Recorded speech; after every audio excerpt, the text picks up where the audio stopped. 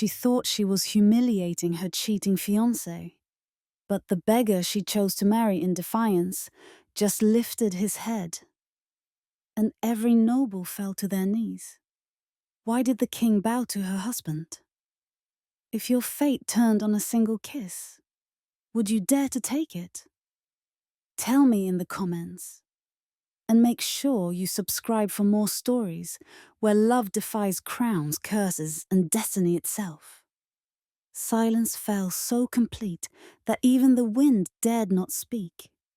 The priestess stumbled backward, stammering prayers to the moon.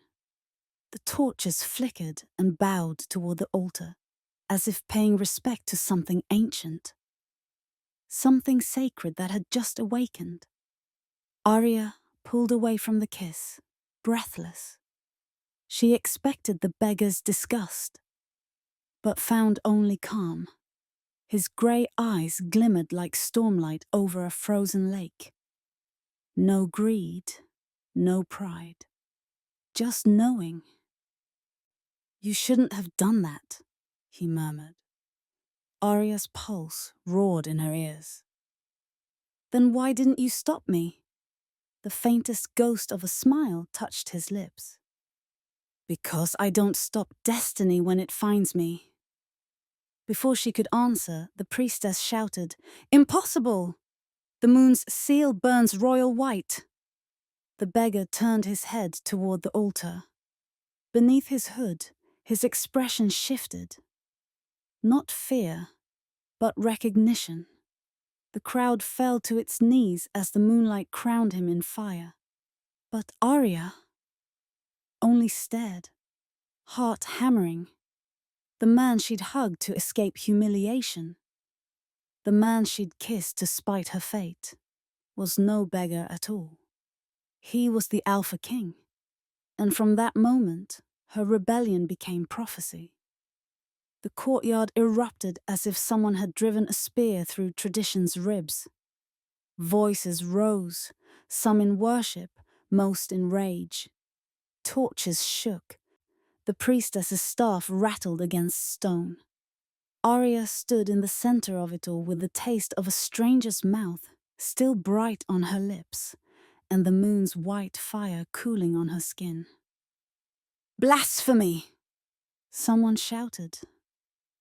"Royal seal!" someone else gasped. As if the word might burn their tongue, the priestess lurched forward, face ashen, eyes wide with an old woman's knowledge and a zealot's fear. "Child," she hissed, grabbing Arya's wrist and staring at the fading brilliance of the bond mark, "you have yoked yourself to ruin. Do you hear me? The moon's white is not for omegas. You will bring down palaces." Before Arya could answer, the beggar, hood low, jaw clenched, stepped between them, prying the priestess's fingers away without force and without asking. Not gentle, precise. He didn't look at the priestess. He looked at Arya. "Come." One word. Not request, not plea. A hinge on which the knight turned. He led her across the stones while the crowd swelled and broke like surf. Guards spilled into the courtyard. The priestess found her voice again, and it split the air. "Seize them! The law must weigh this." "Under the moon," the stranger called back without slowing, "the bond is sovereign." It wasn't loud. It was simply true in a way that made steel hesitate. The guards faltered, glancing at the pale mark blazing on Arya's ray wrist, and the echo of brightness. Was it on his? Hidden beneath the frayed hem of his sleeve. For a breath, no one moved. Then he moved them. They cut into a narrow colonnade, down a flight of steps slick with frost, through a postern gate that should have been barred but wasn't. The night beyond the walls hit like cold water. Pines crowded close, their black spears rattling in a wind that smelled of iron and no-melt. Behind them, the city roared. Ahead, the forest listened. Only when the gate thunked shut behind did the stranger stop. He pivoted, the set of his shoulders caught between duty and fury, between something like apology and something exactly like command. "You shouldn't look back," he said. Arya looked back anyway. The moon sat heavy on the wall tops, flattening roofs into paper cutouts. She could still feel the caught scorn in her bones, like old bruises remembering fists. "They think I've cursed them. They think anything they can't own is a curse." She flinched at the plural. "And what do you think?" He exhaled, and the fog of his breath ghosted past her cheek. "I think the night is loud and the road is long. We should walk." "Your name?" she said, dragging the word like a net through deep water. "If I'm to walk into exile with you, I deserve at least that." He adjusted the hood's fall, hiding his eyes in shadow. "You deserve safety. My name won't help." So he refused her and turned, and the frost complained under his boots as if it too had opinions about obedience. Arya stared at his back, a beggar's cloak, travel sewn and patch heavy, and felt nothing. Nothing. She swallowed hard. Her empathy had been a second skin since she was a child, turning crowds into storms and whispers into knives. It flooded rooms, softened fists, made lies ring dull. The courtyard had been an agony, disgust, delight, hunger, pity, all of it cracking against her like hail. But the man in front of her was absence. No flicker of embarrassment pulling at his ribs. No spike of pride, not even caution's small tug. She followed because she did not know how not to. They left the road at the first bend. The forest took them, hemming them in with trunks big enough to remember wars. Frost rhymed every needle, glittering like 1,000 tiny secrets. The stranger moved with a care that wasted nothing. Bootfuls finding old deer paths, cloak pulled close only when the wind was watching. Arya tested him the way a wounded thing tests its weight. "The priestess said ruin," she tried. Voice low, a shard of conversation proffered like bait. "Are you ruin?" "No." Silence. "Are you a man pretending to be a myth?" "No." She laughed brittle. "Are you a myth pretending to be a man?" He didn't answer this time, and the silence wasn't defensiveness, or guilt, or even arrogance smoothed into patience. It was just blank canvas. It made her want to throw paint, light, fire, anything to see what it would take to catch. They walked until the city's breath faded.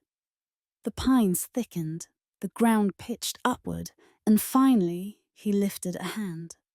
She hadn't noticed the clearing until he chose it, as if the place had waited to exist until he needed it to. "Here," he said. He shrugged off the pack she hadn't seen him carry and began to build a fire. Arya had grown up among hearths and herbs, a healer's daughter with a dozen ways to coax flame from reluctance. She had never seen it done like this. Each motion was its own order given and obeyed. Tinder nested against birch bark, pine cones stacked to breathe, a drift of lichen teased to down. Flint struck, clean, controlled, and the spark went where it was sent, not where it wanted. The fire took with a soldier's discipline, swiftly, without waste. "You build like you fight," she said before she could stop herself. He didn't glance up. How do I build? As if cold is an enemy, and time is a blade. The corner of his mouth, not a smile, not quite, shifted. He pulled a water skin, handed it to her. Their fingers brushed. She braced for the old flood. The other person's taste of the world filling her mouth, the shape of their fear, the weight of their secrets. Nothing came. Her skin only learned the temperature of his skin, which seemed wrong, or right in a way she couldn't name. You aren't in trouble anymore, he said, settling opposite the fire, cross-legged, cloak pooling like shadow. Not tonight. Not while I keep the watch. Arya drank and passed the skin back. Why watch if no one's coming? Because someone always is. They ate in a quiet that wasn't unfriendly, wasn't easy either.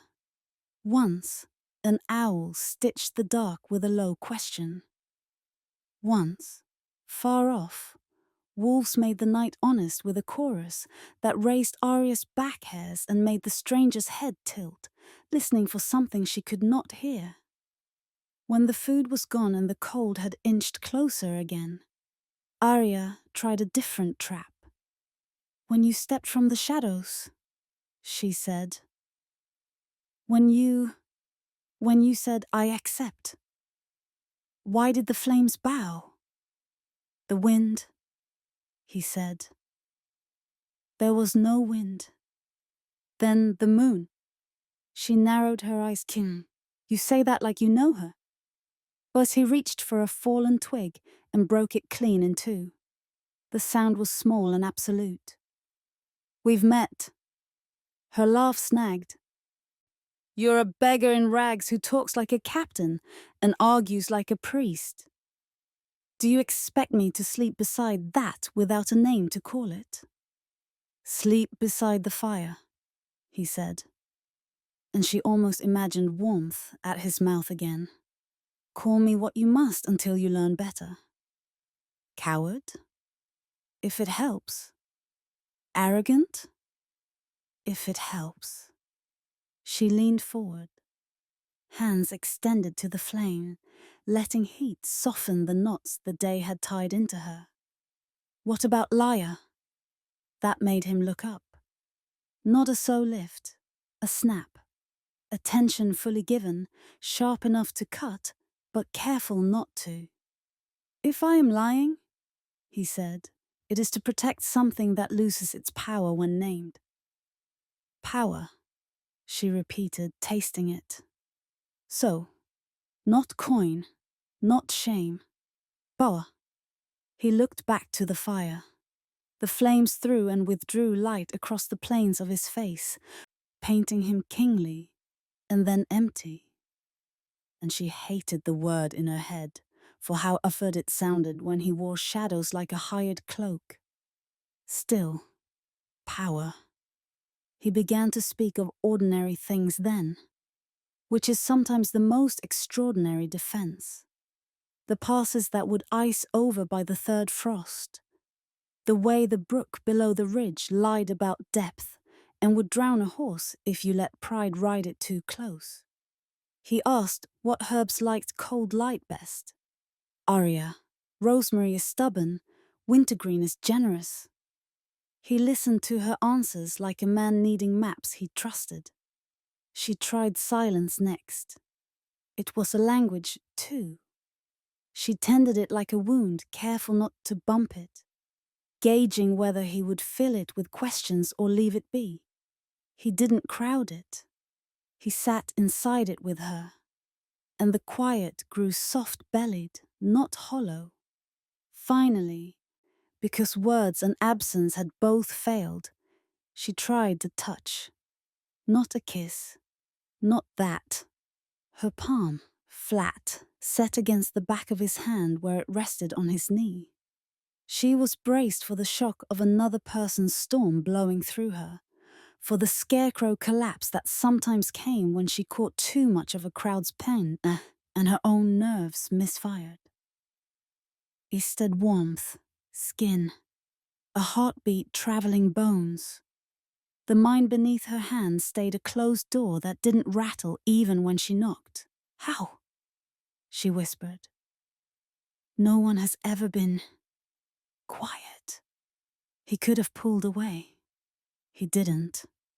He turned his hand, slow, palm meeting palm. Nothing showed on his face. Yet a flare, so faint she could have called it a trick of firelight, touched the edge of his eyes. "Some things," he said, "were made to be heard only by themselves." "Like kings," she said, and hated herself for it as soon as the last consonant left her. But the word had been waiting behind her teeth since the courtyard, and it wanted air. He didn't flinch. "Like vows." The fire lowered itself to coals. The forest leaned in, trying to learn what they weren't saying. Arya arranged the spare blanket he'd pulled from the pack, the weave heavy, smelling of smoke and animal and iron. He angled his body toward the dark, listening the way walls listen for cracks. "Sleep," he said. She lay down, too tired to argue with the possibility of safety. The ground was hard, the cold unkind, but the line of light between them was a boundary the night respected.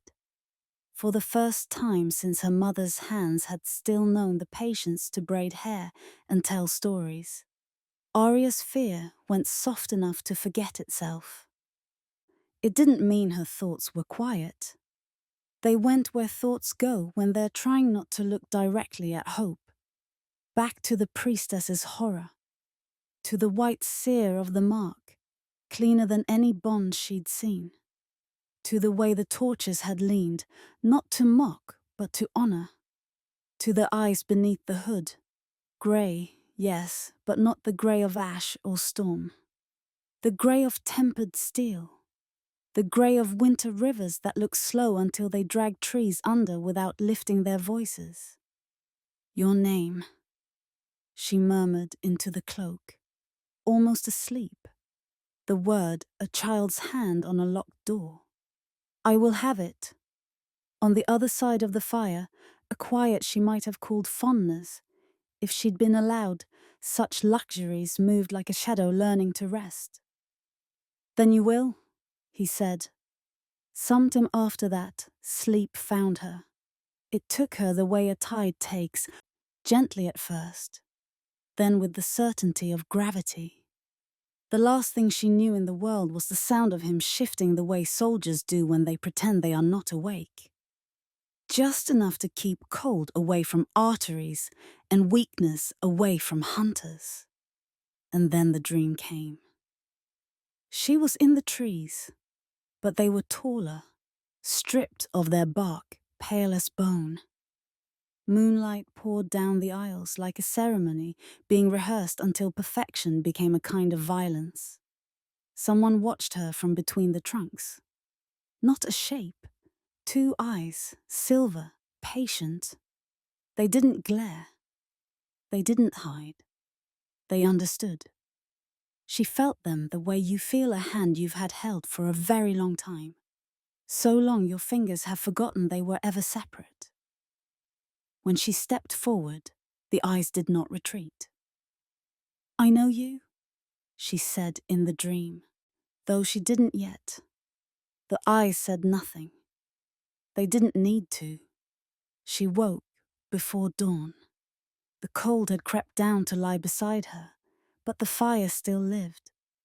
Someone had fed it while she slept.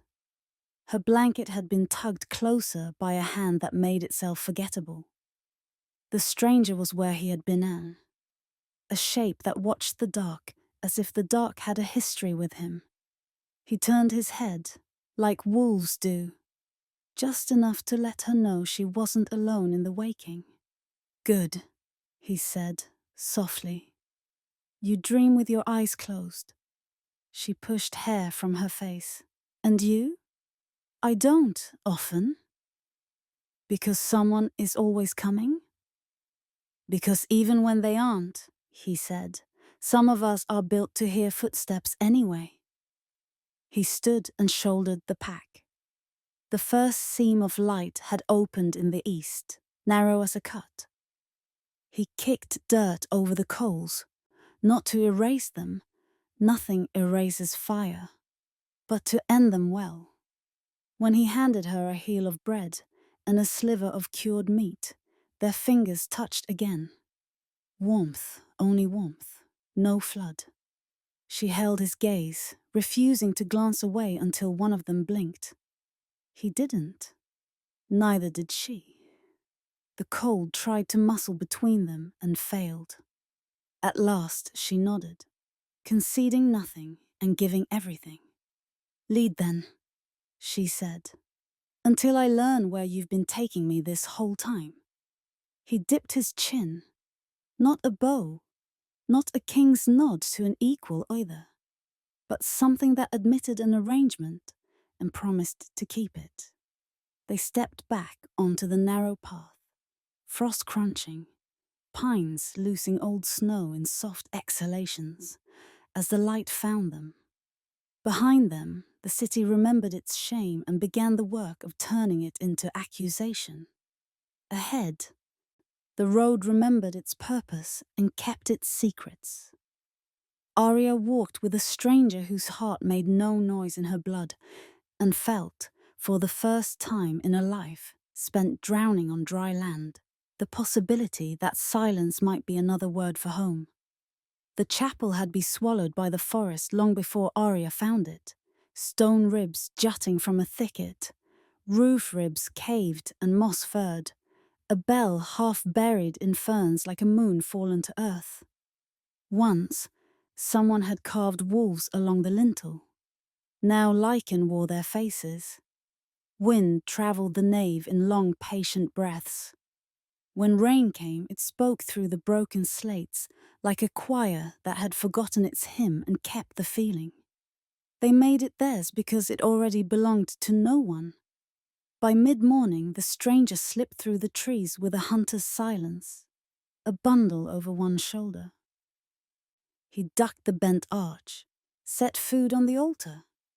Late berries, 2 trout, a round of hard bread wrapped in linen that still held the ghost of someone's clean hands. He moved like last night, like a man whose body was an instrument he kept tuned even when no one listened. Eat, he said. No order in it, no apology either. Arya washed her hands in a cracked basin that gathered rain from the roof and sat with her back to a pillar smothered in ivy. The trout crisped over the small fire, skin blistering, scent clean and rumoured. When she held out the first piece to him, he shook his head. You first. She ate, hunger softening her temper. He watched her the way gods watch a gate, attentive, unobtrusive.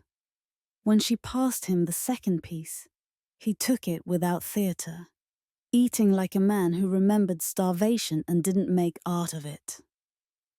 When the bones were picked clean and buried where the foxes wouldn't find them, he rose. Come, he said. Where? Where the forest ends and the world begins, he said, and tilted his head, a dare without teeth. If you plan to survive it, you should learn how. They started in the cloister, 4 low arches hardly standing, the ground stitched with roots. He showed her where to set her weight so twigs didn't protest. He turned her shoulders with 2 fingers until her balance matched the slope. He taught her how to breathe when leaves listen. Walk like water over stone, Dad, he had, slow enough to choose where you touch. Fast enough to keep cold from building a home in your bones.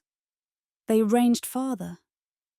He showed her tracks, a doe and her late fawn, a pair of boar that would break a man in half if he mistook stubbornness for bravery. He knelt beside a scrape where a bear had rubbed winter out of her back. "Give her the path," he said quietly. "She's earned it." Arya's childhood had been rooms and sick beds, and the thin ways smell and touch tell you what a body can survive. Now, the forest gave her a new grammar, and the stranger translated. He taught her to read bird silence as a sentence with teeth in it. He placed her hand on the ground and waited until she admitted she could feel the distant seam of hooves on earth. Faint, but there. "If you listen past fear," he said, "the world tells you what it plans." They fought too, not with blades at first. Hands, balance, bad habits. He corrected without cruelty. When she turned angry, he stepped away until the wind cooled her. When she turned tired, he pressed 2 fingers to her sternum and said, "Die." Again. And she discovered the part of herself that wakes only when the body thinks it cannot. "Why this?" she asked, palm-skinned, hair full of greens. "You owe me nothing but an unpronounced name. Why teach me to be dangerous?" "Because some dangers respect only their own." "That's not an answer. It's the only one I'll give." That was when the argument began that lasted all day in small pieces. She accused him of secrets. He warned her that truth, once set loose, didn't lie down again just because someone cried. She told him he had no right to decide what she could know about the life she had stumbled into. He told her rights were a luxury soldiers use as bandages when belief fails. She called him a coward for hiding behind riddles.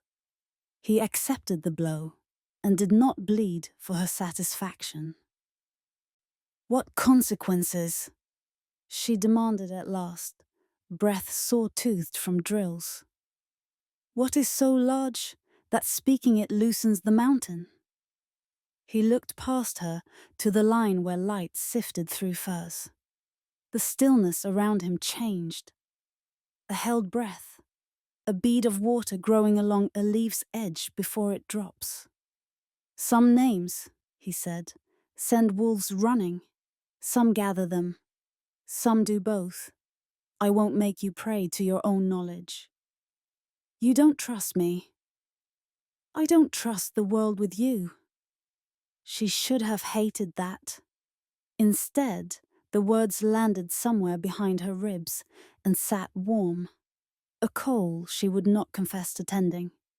In the afternoon, as clouds shouldered each other and the smell of rain learned her name, something altered. It wasn't sound. It wasn't sight. It was a thread, thin as a bow hair, drawn between them. A waver. A bruise-colored note under the clean one. She felt it like the memory of fame not hers. Loneliness. Old, disciplined into etiquette. Guilt that did not apologize, only rearranged its furniture so the room could be walked through. Exile that had lasted so long it had grown its own weather. The smallest flash, a boy at a window counting torches that never came home. Arya gasped and nearly dropped the snare he'd had her set. He saw it on her face and didn't reach for her. "What?" "You," she said. Hand against her own chest, as if pressing back a flood. "I can feel you. Not like others. Faint. Like hearing an old song from another room." He went very still. So still the chapel felt too loud. "When?" "Now," she whispered. Not the words, the ache behind them, Tao. He looked away. When he spoke, his voice had sand in it. "That is a thing I did not plan." "Did you think I wouldn't? The bonds are not laws. They're bridges. You don't have to cross them." A laugh broke out of her, cracked and grateful. That's the first comforting thing you've said. Don't get used to it. Rain came like absolution, sudden, thick, washing dust and argument alike. The roof's broken spine turned it into strings. The water played their chapels and as if trying out a hymn it once knew.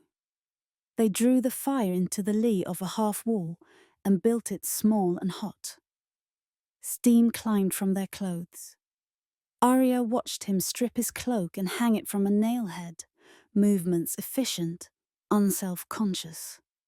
Water slicked hair to his temples and traced the hard maps of a body trained for impact, not vanity. He caught her watching and did not punish her for it with a joke or a cruelty. He simply let her look, then passed her a mug of broth. "I have nothing to give you," she said, when the heat in her hands became courage. "No dowry, no lineage worth boasting. Only a gift I did not ask for and can't always carry." "You have your courage," he said.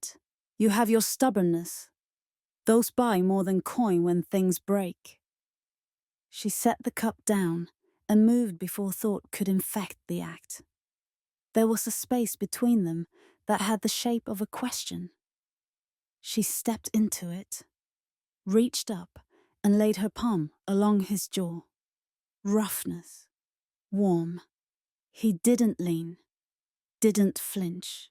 He only looked at her, and the look itself asked if she knew what answer she was choosing. "Thank you," she said. The words were too small. She gave them a body. She kissed him. Not a court kiss. Not a dare. A vow shaped with a mouth before the mind could ruin it. His breath hitched, barely. For a heartbeat, she expected the familiar surge. Rooms, crowds, the macrocosm of other people's noise slamming through her. Instead, there was only the pressure of his hand finding her waist. The steadiness of being held by something that could break many things and had chosen not to. Heat rose under her skin. The mark at her wrist flared. Warm, then bright, then cleaner than any light she'd seen on a human thing. His mark answered from beneath his sleeve, a twin star cutting through cloth. The chapel lit, not with fire, but with the color of vows kept. Rain hissed its agreement on stone. He drew back barely, as if breath were a fragile treaty. Their foreheads touched. The world narrowed to a point where names didn't matter, because recognition had already done the work names attempt. "Your name?" she breathed. The old demand turned to plea. "Please." His mouth shaped it. She knew he did. She felt the muscle move under her palm. He even drew air as if to send the word into the world, to invite consequence to sit at their fire and try their bread.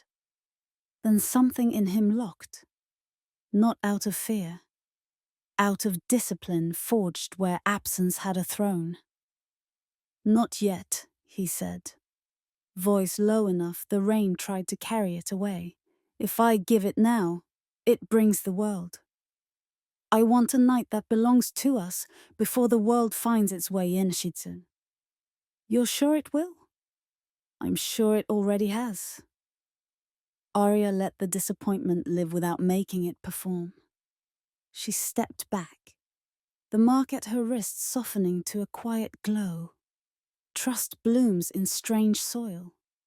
She did not pluck it to prove to herself it was real. They banked the fire. She laid her cloak where the floor still remembered a pew.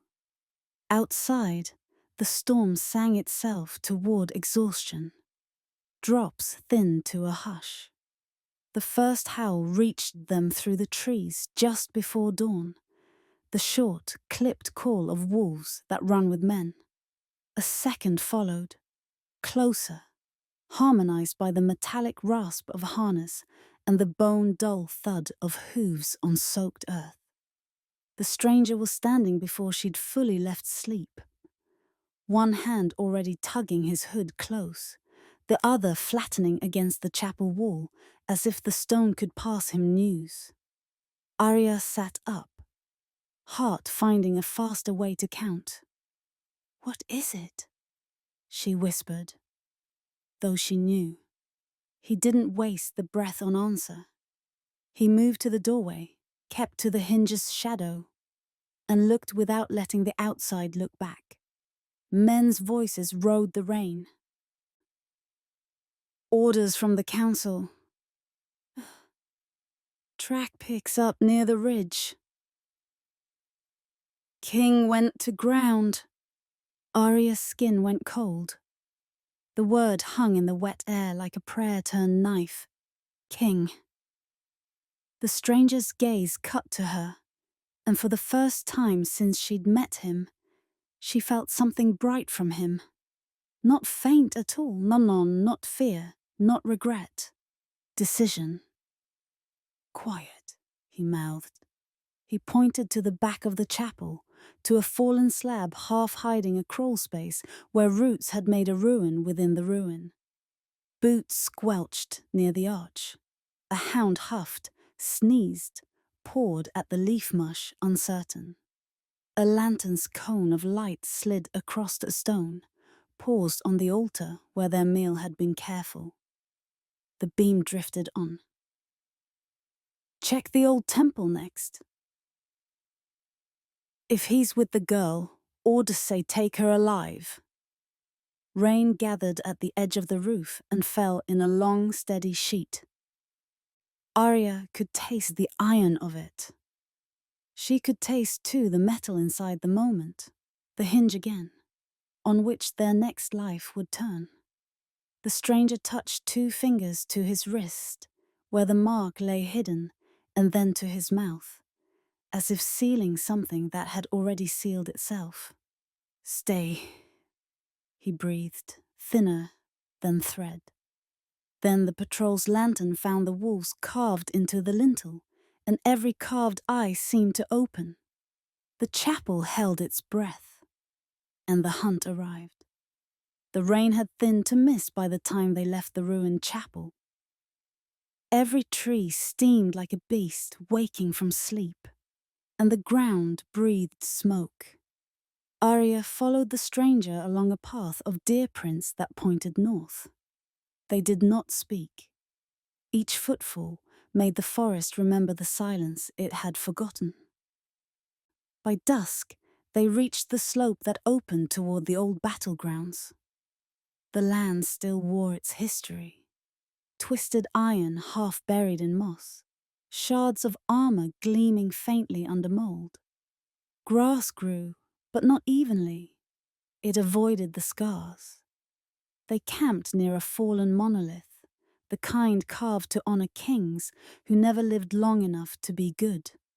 The stranger stacked wood. The light from the fire made the scars on his hands more visible, thin, deliberate. The kind earned by duty, not hunger. Arya broke first. "Why do you keep looking over your shoulder?" "Habit," he said. "From what kind of life?" "The kind that teaches you to keep it." When she pressed, he gave her nothing else, and she turned from him, watching smoke climb into a sky heavy with ash-colored clouds. Her gift hummed beneath her skin. All day it had stayed quiet, a mercy. Now it stirred, restless. The woods beyond the clearing were not empty. A voice carried through the fog. "Fan out! Check the ridge!" Arya froze. She recognized authority when it spoke like that. Sharp, confident, used to being obeyed. The stranger's posture changed. His spine drew straighter, his eyes narrowing to the slits of a man measuring distance and advantage. "Patrol," he whispered. "Stay behind the stone." Through the drizzle she saw them, Soldiers in leather and chain, the crest on their chests obscured by mud but still visible enough, the royal sigil. They halted near a burned oak. The commander dismounted, shaking rain from his cloak. His voice cut through the air like steel drawn from a sheath. "We track the disgraced king here. The council says he fled the crown with a witch at his side. If we find him, we bring him back alive, or not at all." The stranger did not move, but his shoulders went rigid. His hand closed into a slow fist. The fury that rose off him wasn't loud. It was ancient, forged, the kind that heat cannot tame. Arya's heart stuttered. She had heard him angry before, in the quick way he ended lies. This was different. This was personal. The soldiers spread through the clearing. One lagged behind, a young scout limping, blood dark on his thigh. He stumbled, collapsed near their stone. Arya bit her lip. The smell of blood reached her before the sound of pain did. Without hesitation, the stranger crouched, scooped the man's arm over his shoulder, dragged him behind the monolith. Arya's breath caught. "Helping the enemy?" "Quiet," he murmured to the wounded boy. "They'll hear you." The scout blinked through the haze of fiefs. Then his gaze sharpened, finding the hooded face above him. A tremor passed through him. Shock, awe, disbelief. "My king." Arya's throat went dry. The word cracked the world in half. The stranger's jaw flexed. "No. You saw a ghost. Say nothing, Char." But it was too late. The sound carried, small yet heavy as thunder. The commander turned. "Who's there?" The scout tried to rise, to salute. He's alive." An arrow hissed through the mist. The boy gasped once and went still. Arya clamped a hand over her mouth. The stranger lowered the body gently to the earth, a prayer in motion. His hood fell back. The fire behind them caught his face fully for the first time. Cut from command, scarred with leadership. Eyes of forged silver. Kael. The name slammed into her chest without needing to be said. The Alpha King. He wiped rain and ash from his cheek and met her gaze. No denial, no surprise. Only the raw truth of a man tired of hiding. She whispered, "It's you." He nodded once. "Why lie?" "I needed you to choose me, Gaisier," he said quietly. "Not the crown, Gaikar." The ache in his voice tangled with the storm. She wanted to believe him. She wanted to hate him. Her gift flooded open, full of his exhaustion, his regret, his strange, tender fear. It hurt to feel so much of someone who had taken so much from her. "You let me think you were no one," she said. "You watched me burn my past, and you stayed silent."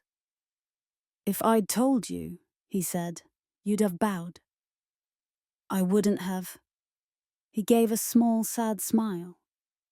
"You would have tried not to, and it still would have broken what we were building." Rain fell harder, blurring everything but the distance between them. "Then what are we now?" she asked. He didn't answer. His eyes did, soft, full of apology and want, neither strong enough to save them. She turned and ran into toward the trees. Branches clawed at her arms. Her heart clawed harder. Behind her, she heard him call her name. Once. Twice. And then the forest swallowed it. When she stopped, the mist was thicker, the ground slick with mud. She pressed her back to a tree, and tried to breathe. In the distance, metal clashed against bark, men shouting orders. "Fan out! He's near!" Kael's voice roared back, commanding even now. "Stand down!" But soldiers obey fear faster than loyalty. Arya stumbled toward the noise, drawn by instinct she couldn't name. Through the haze she saw him, Kael, swinging a blade he hadn't drawn in weeks. The first 2 men fell easily. The third cut his leg. The fourth brought a chain, heavy and silver bright. Arya shouted, "No!" But the word drowned in rain. They swarmed him. The chain wound around his arms, sizzling where it touched the mark. He went to one knee, blood and rain running together. Still he fought, eyes wild with the memory of too many battles won alone. When he fell, the sound wasn't defeat. It was thunder remembering it had limits. "Bind him!" the commander barked.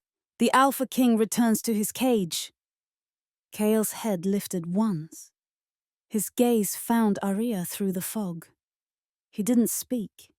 He didn't need to. The look was enough to carve a promise she would spend her life answering. She bit her lip until she tasted iron. She could rush out, die beside him, or stay, live, and make it mean something.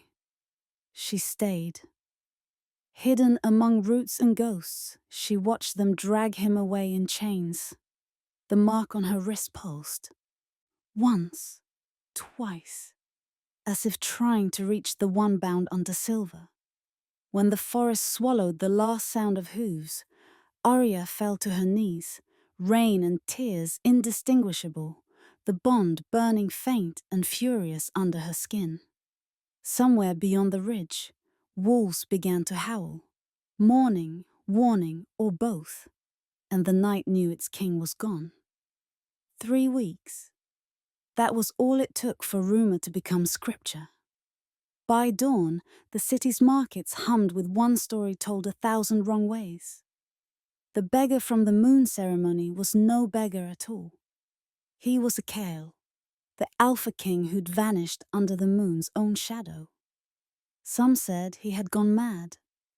Others whispered he'd been cursed by a witch, by an Omega who'd kissed him before the gods.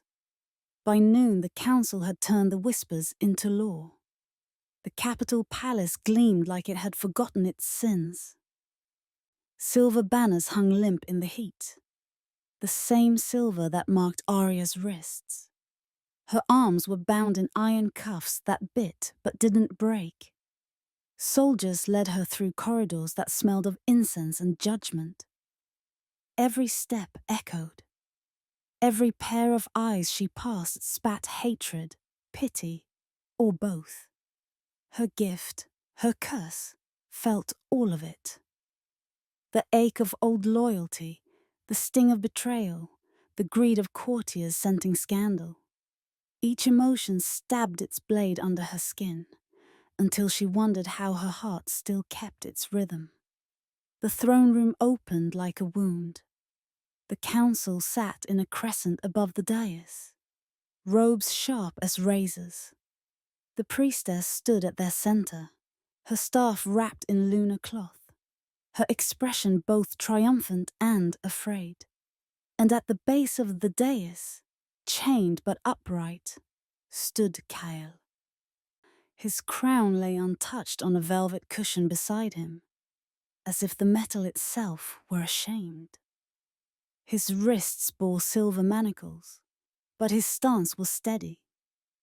His presence too large for chains to diminish. He looked at her once, and the world steadied around the axis of his gaze. The High Counselor's voice broke the silence. The former Alpha King stands accused of dereliction of duty, consorting with an unregistered Omega, and treason against the bloodline. The Omega known as Arya stands accused of witchcraft and sedition, having bewitched our king into rebellion. Arya flinched. Her empathy turned the room into a storm. Fear in the younger nobles, hunger in the older ones, and something darker at the edge of the priestess's calm. Envy. She cast her curse during the moon ceremony, the priestess declared. We all saw it. The light was not blessing, it was corruption. This bond must be severed before the moon herself withdraws her favor. Kael's voice cut through the chamber. Enough! The god stiffened. His tone was not loud, but it carried like command remembered. You will not speak of her gift as a curse, he said. The moon marked her. The moon bound her. And I accepted it. The High Counselor rose. Majesty. King. Kael corrected. Not majesty, not former. I am still what the moon made me. He turned toward Arya. For the first time since his capture, the distance between them vanished. His eyes softened. You should not have been brought here in chains. Her voice came raw. I came because you were. Murmurs rippled. The priestess lifted her staff, slamming it against the marble. Silence! The moon may bind, but law must govern. You will renounce her before the mark consumes your throne. Kael straightened, the faintest smirk ghosting across his mouth. Then perhaps the throne was never mine to keep. Renounce her! The priestess shouted. He raised his hands, the chains clinking. His gaze swept across the sea of faces, each one waiting for submission. You ask me to deny the moon's will, he said slowly. You ask me to lie to the goddess who crowned me. I will not. Kael, the counselor warned, this is madness. No, Kael said, voice ringing now. This is truth. The moon does not choose strength without weakness, nor power without mercy. She bound me to the one who reminds me what both mean. He turned fully to Arya. She bound her to me. The chamber stilled. Kael lifted his chained hands. Arya, trembling, raised hers. Between their wrists, the faint white of the bond mark pulsed once, then flared, brilliant and defiant. The glow spilled across the dais, illuminating faces like judgment. The moon bound her to me, Kael said, every word forged in belief, and not even your laws outrank her. The light grew until it drowned the torches. Arya's breath caught. Her heart felt the pulse of his, steady and sure. The energy between them hummed, a living thread that no decree could cut. Gasps broke through the council ranks. Some nobles knelt, awestruck. Others recoiled, hands over their faces, as if the light would brand them traitor. The priestess stumbled back, whispering, impossible to. That bond was broken by law. Kael met her gaze. Law does not command the divine. The mark dimmed, but the echo of its glow lingered, painted on the walls and in the eyes of everyone present. Badai. Silence followed. A silence so deep, it felt like the palace itself held its breath. Then the High Counselor slammed his fist onto the railing. If the king will not sever his tie to the witch, then the pack must sever itself from the king. The words fell like an executioner's blade. Half the court erupted in approval. The other half shouted protests. Guards turned on guards, hands on hilts. The priestess tried to call for order, but her voice drowned in the rising storm of loyalty and rage. Arya clutched her chest as the flood of emotions hit her. Fear, devotion, hate, love, greed, all of them cutting through her until she nearly collapsed. Kael stepped toward her, the chain straining, his eyes locked on hers.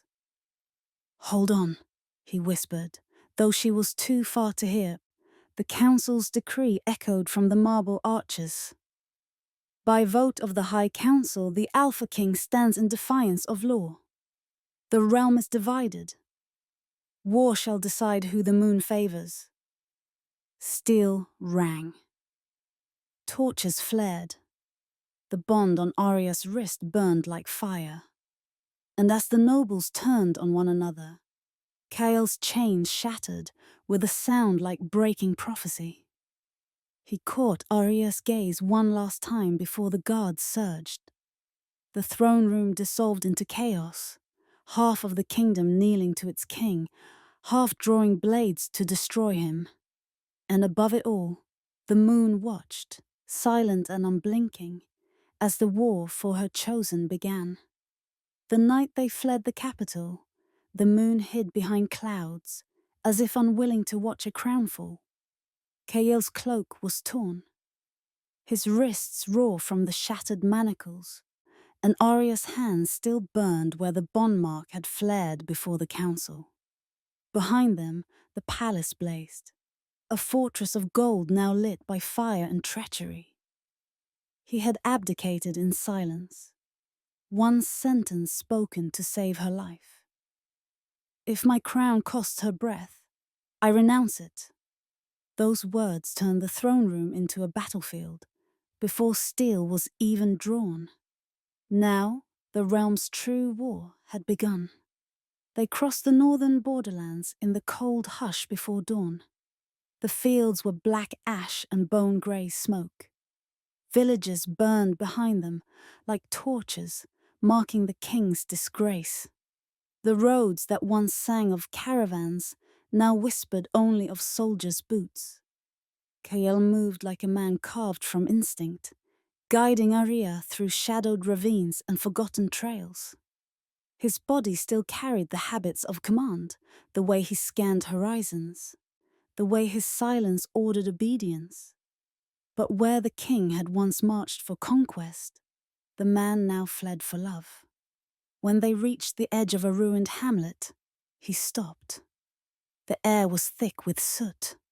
Charred doorframes stood like gravestones. "This was ours once," Kael said quietly. "Ours? My mother's people," he answered. "The Moonblood line built this border. We defended it for generations, until we couldn't." He didn't need to say what had broken it. Arya's empathy caught the shape of the memory before he spoke. Screams, betrayal, silver fire. A woman's voice calling his name. Then silence. She reached out, brushed his sleeve. "For we can rebuild what's worth saving." He met her eyes. "First, we survive it." For weeks, they moved through wildlands, always hunted. Kyle's generals had divided the north into patrol grids, searching not for their king, but for his death. Arya's gift became their shield. She could feel the faint tremor of human fear in the wind, the pulse of ambushes forming miles away. "3 riders," she'd whisper, closing her eyes. "Their dread smells of iron.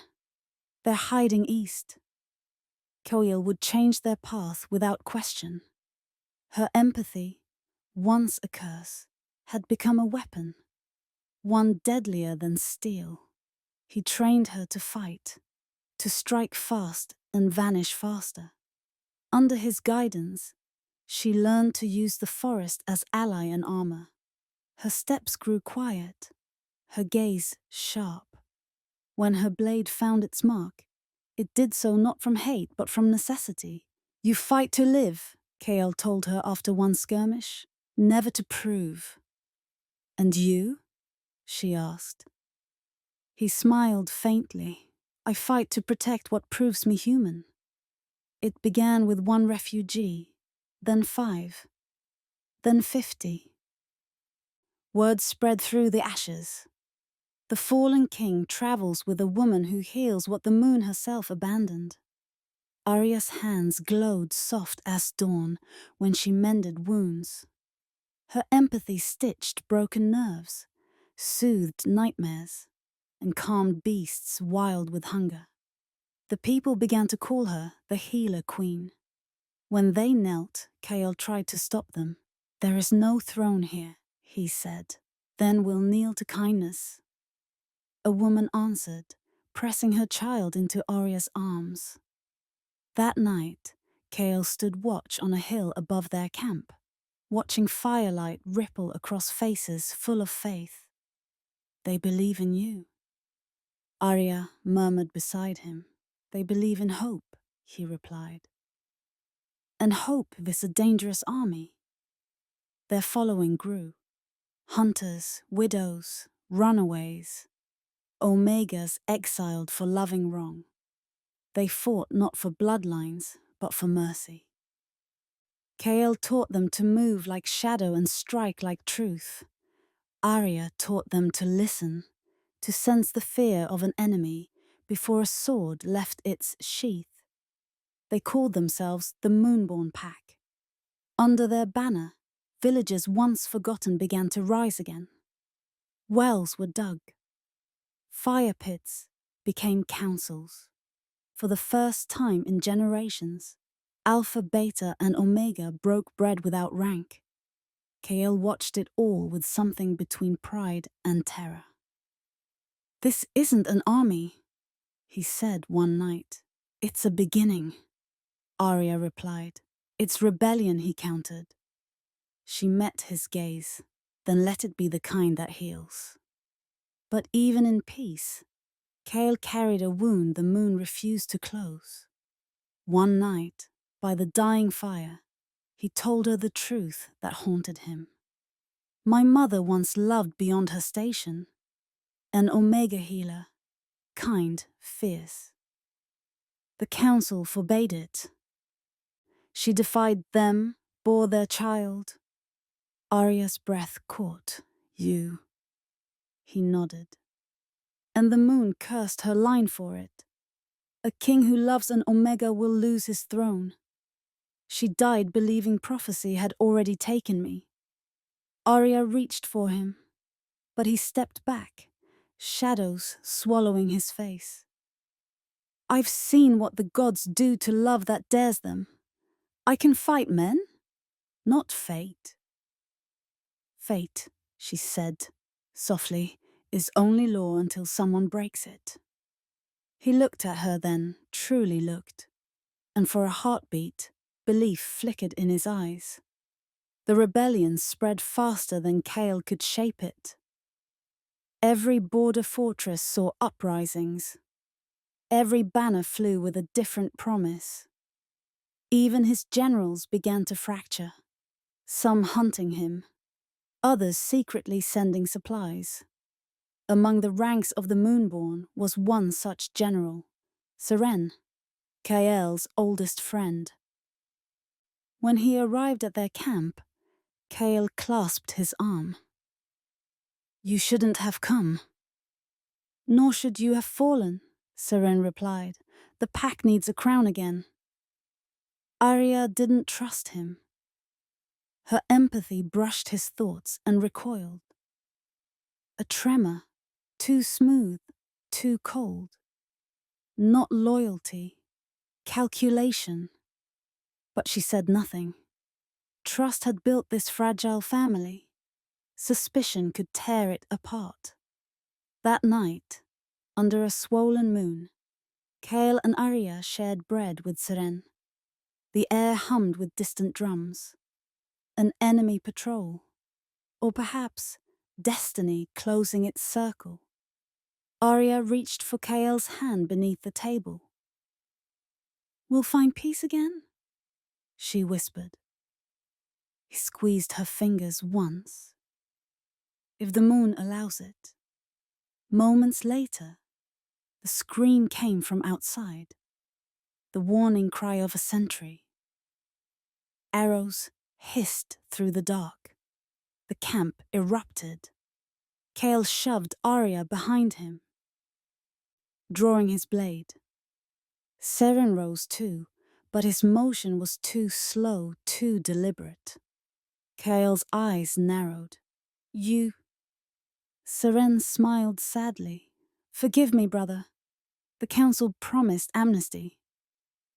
Before Kale could strike, Seren flicked his wrist. A dagger gleamed silver under the firelight, tipped in poison meant for Arya. Kale moved faster. The blade sank into his side. Arya Skirnson screamed. Kale staggered, hands slick with blood that burned like molten moonlight. The wound sizzled, silver crawling through his veins. He caught her as he fell, pressing the dagger's hilt into her palm. Run, he rasped. The poison was meant for you. Tears blurred her vision.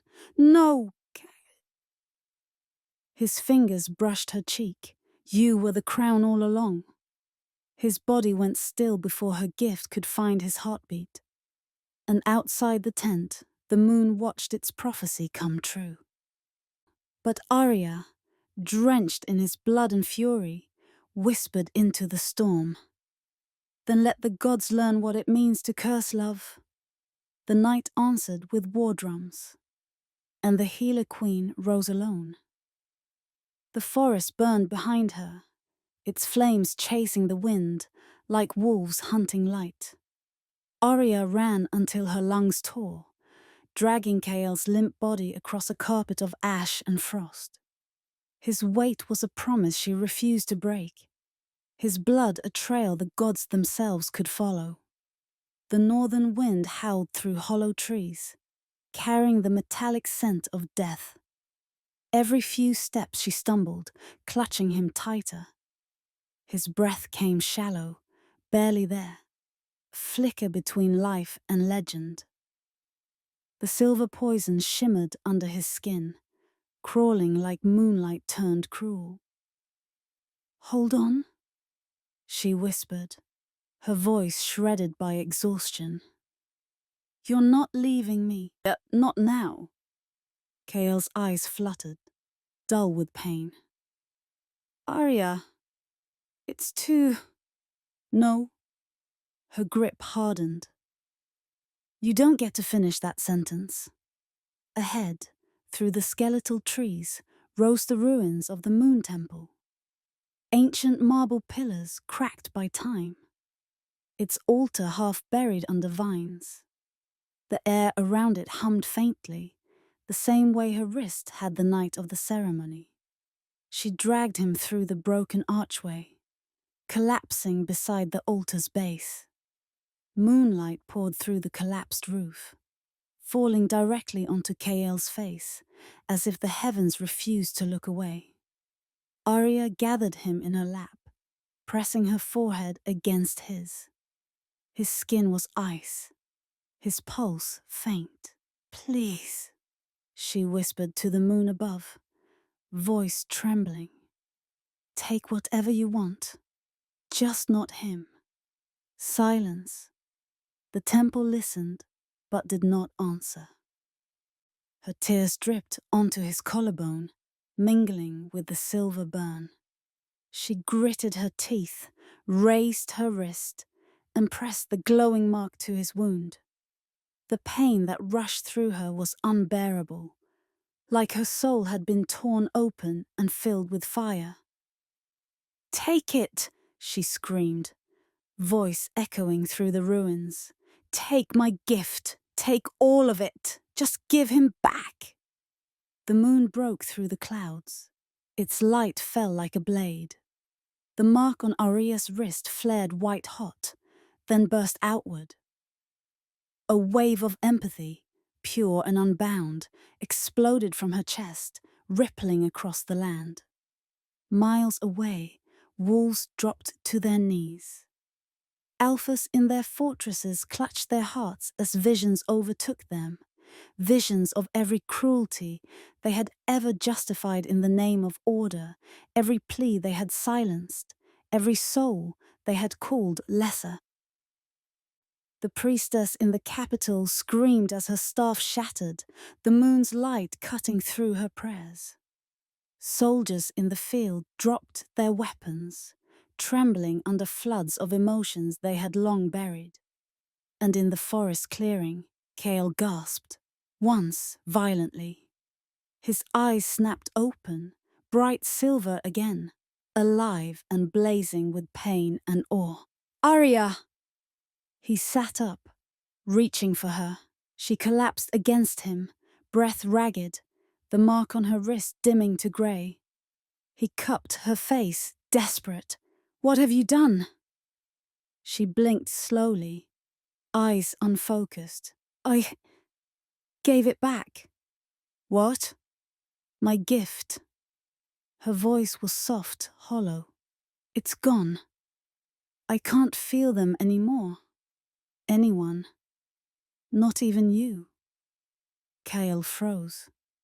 He could feel her warmth, but her gaze was distant, empty of the gentle knowing that had once made her seem half divine. The bond mark still connected them, but it no longer pulsed. It was quiet.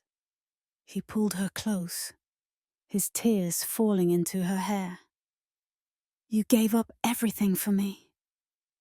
You gave up your crown," she murmured faintly.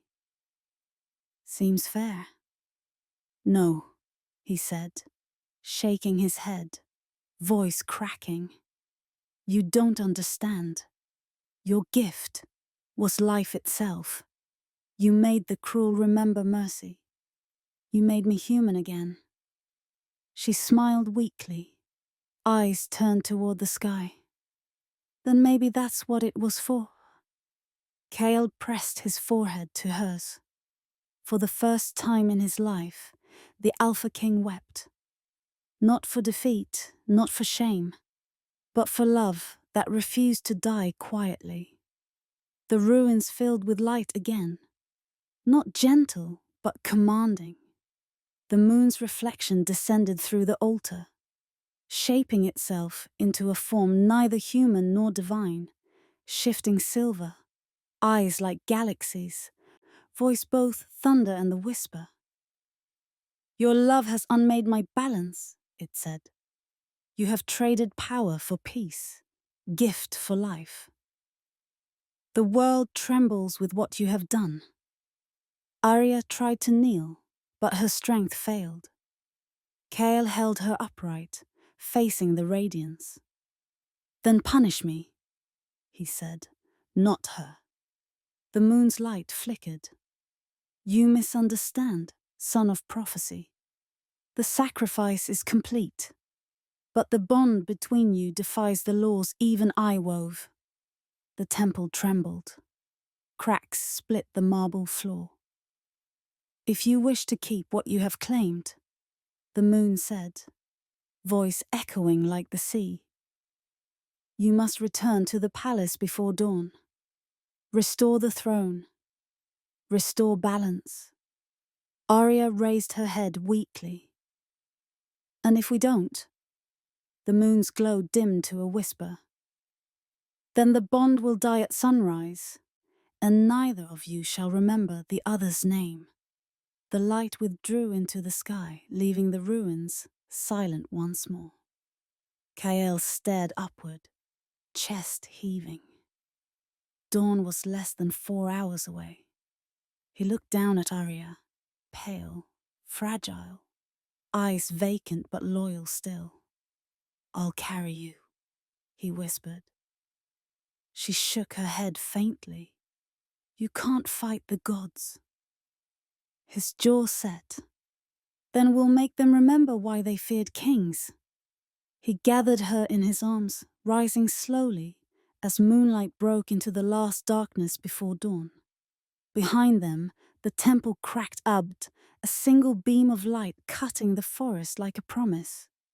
Ahead, the road to the capital waited, ruin and redemption woven into one path. And as Cale carried her toward the horizon, the moon watched, silent and knowing, as destiny turned for its final reckoning. dawn crawled over the city like a reluctant truth. The palace, once a symbol of unity, now stood surrounded by chaos. Rebel banners on the southern walls, loyalists defending the gates. Smoke curled through the sky, carrying the scent of burnt steel and fear. Inside, the High Beta, Lord Varric, stood upon the dais where Kael's throne had once gleamed. His voice cut through the court's clamour. "The Alpha King is dead," he declared, letting the lie roll off his tongue like a sermon. His Omega Witch destroyed him, as the prophecy foretold. I, Varric of the Blood Guard, will serve as regent until the moon grants us a new ruler. The courtiers roared their approval or their terror. It was difficult to tell which. Around them, guards shifted uneasily, loyal to titles they no longer trusted. Then the light changed. The great windows behind the throne ignited, not with flame, but with moonlight. A blinding silver burst split the clouds as the gates crashed open. Two figures entered the hall, walking through the glow. Kael, scarred, crowned in pale radiance, his eyes burning like forged steel. And beside him, Arya, barefoot, her cloak torn, her expression carved from calm resolve. The moon's glow wrapped them both, not as blessing, but as declaration. "Dead?" Kael's voice carried across the hall like thunder wrapped in mercy. "You should have prayed it so."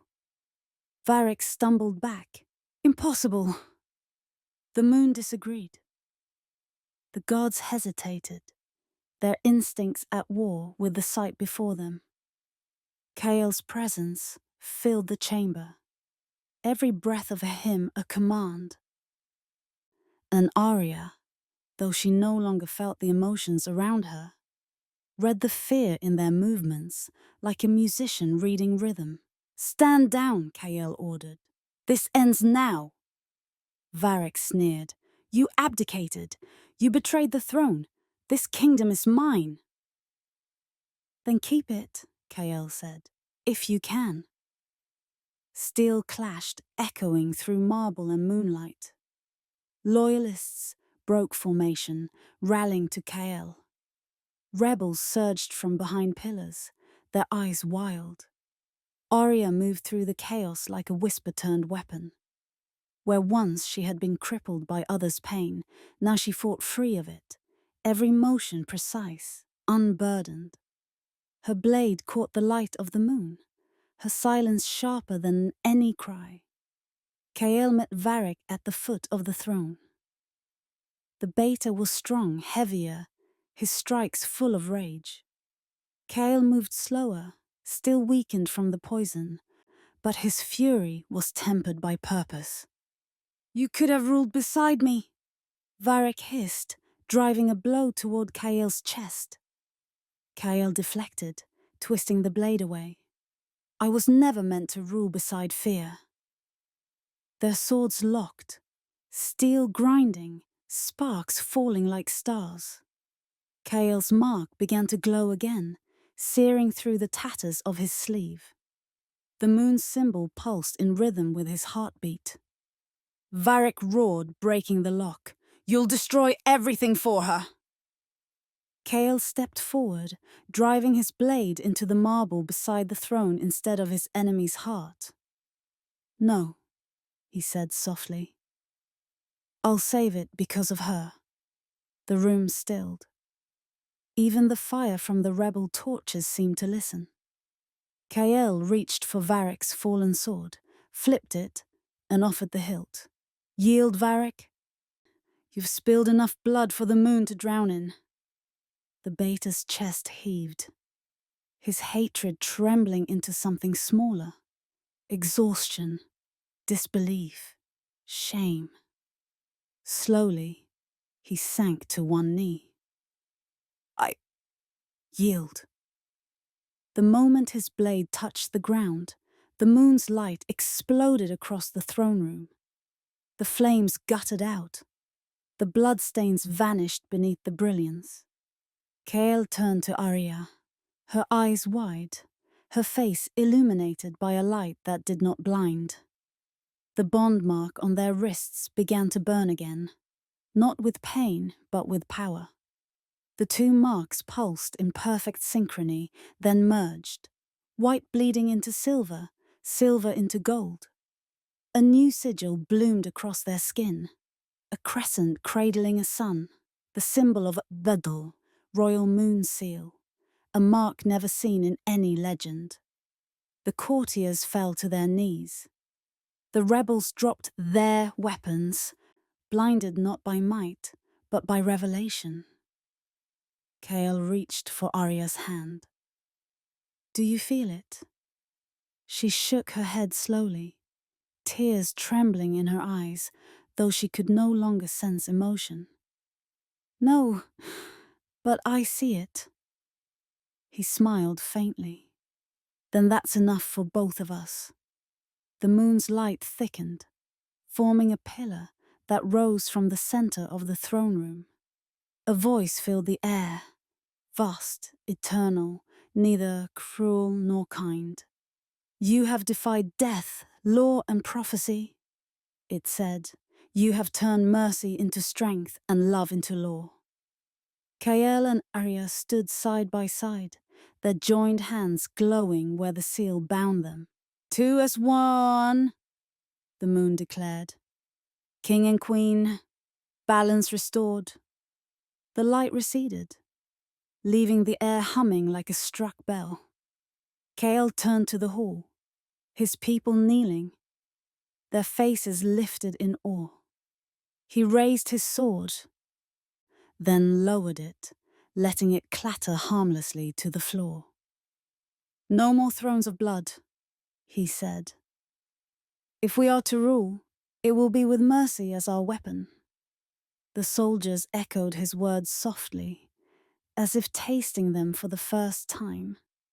And as the first rays of sunlight broke through the windows, the moon faded from the sky, satisfied. The age of fear had ended.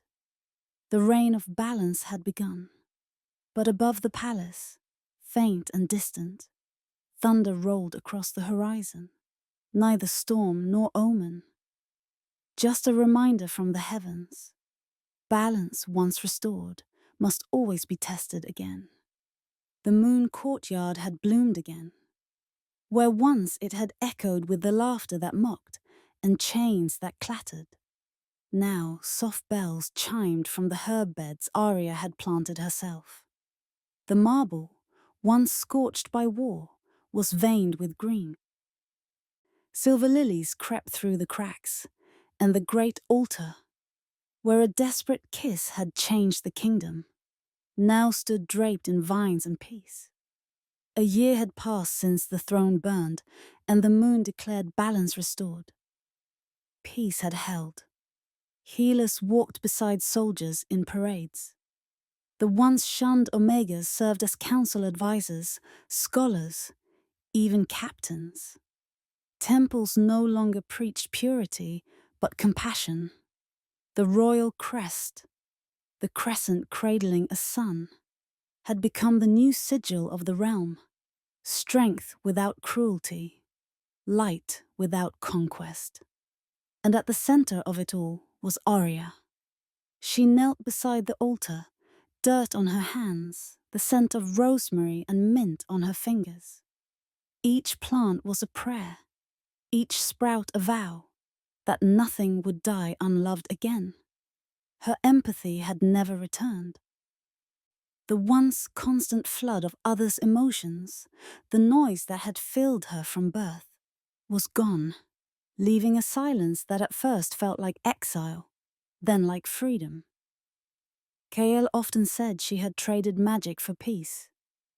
Arya disagreed. She had simply learned that peace was magic. From the palace balcony above, Kael watched her. His robes were simple. His crown lay forgotten on the stone rail. The Alpha King who once led armies now spent mornings in quiet awe of the woman who had taught him how to be human. He descended the steps slowly, the morning sunlight catching the silver threads at his temples. "You're meant to be resting," he said softly. "I am," she replied, without looking up. "The garden doesn't argue back." He smiled. "That's because it already obeys you." "Not me," she said, pressing her hands into the soil. "The moon. She's kinder when we stop trying to rule her." He crouched beside her, watching her press a sprig of thyme into the earth. "You still can't feel it? The bond?" She looked at their wrists, at the faint scar where the royal moon seal had once burned like fire. "No," she said, "not the way I used to, but I don't need to feel what's in your heart to know it's still there." Kale reached over, brushed dirt from her cheek. "You gave up your gift so I could feel again. I will never stop trying to deserve that." "You already do," she said quietly. "Every time you forgive someone who doesn't deserve it." As dusk fell, the city gathered in the courtyard once more. The new moon hung low and full, its silver glow rippling across banners and torches. No guards stood watch tonight. Only children, carrying baskets of petals, and healers lighting candles in thanks. Arya stood beside Kale at the altar, her gown simple, woven in the colors of dawn. He turned to her, eyes reflecting the same light that had once marked them both. "Do you remember," he asked softly, "what you said that night, when everyone turned away?" She smiled faintly, "That I'd rather bind myself to a beggar than bow to cruelty." He took her hand, threading their fingers together. "You saved my soul when you kissed that beggar," he said. "Let me spend forever proving I was worthy." Arya's eyes glimmered, not with tears, but with peace. "You were never a beggar," she whispered. "The moon just waited for you to see it." Kale lifted her hand to his lips, pressing a kiss to the place where the old bond had burned. The mark flared faintly, not white, not gold, but soft silver, as if the moon itself remembered the moment and blessed it anew. The crowd gasped as the light spread, gentle, forgiving, wrapping them both in the radiance of something eternal. They knelt before the altar together, king and queen, warrior and healer, two souls that had remade the meaning of power. Above them, the moon burned brighter, not as judge, but as witness. Her voice did not thunder this time. It sang through the wind and the leaves, a whisper every heart could hear. "Love born of rebellion remakes kingdoms. What began in shame ends in grace." Kael and Arya raised their joined hands, the silver glow spilling across the courtyard. "The girl who kissed a beggar," the voice continued, "became the queen who taught kings how to kneel." The moonlight settled upon them both like a crown neither needed to wear. Around them, the crowd bowed, not out of fear, but gratitude. And as Kael leaned forward to kiss her once more, the moon faded into the horizon, leaving the world quiet, blessed not by power, but by peace. Later that night, as the courtyard emptied, Kael found Arya tending the last of her herbs beneath the altar. He stood behind her, wrapping his arms gently around her waist. "The world feels different tonight," he murmured. "It should," she said, resting her hands over his. "We made it new." "And you?" he asked. Do you feel nothing still? She smiled, eyes closed. I feel you breathing. That's enough.